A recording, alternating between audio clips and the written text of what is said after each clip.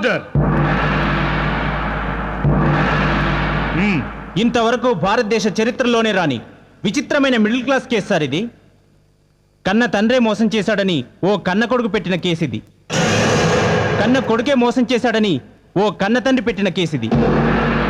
ఇందులో విశేషం ఏంటంటే ఆ కన్న తండ్రి ఆ కన్న కొడుకు ఒకడే అవడం. చట్టరీత్యా తాతల కాలం నుంచి వస్తున్న ఆ ఇంటిని అటు తండ్రి అనుమతి లేకుండా ఇటు కొడుకు అనుమతి లేకుండా అమ్మడం తప్పు. ఒప్పుకుంటాను సార్, కానీ ఈ ఒక్క తప్పే నేను న్యాయంగా చేశాను.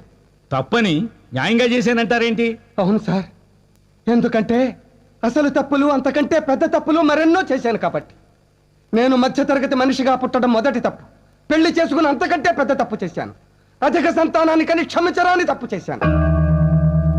నన్ను కని పెంచి పెద్ద చేసిన నా తండ్రికి కంటి ఆపరేషన్ చేయించకుండా బాధ పెట్టి గుడ్డివాణ్ణి చేసి దస్తావేజుల మీద సంతకాలు చేయించి కొడుకుగా తప్పు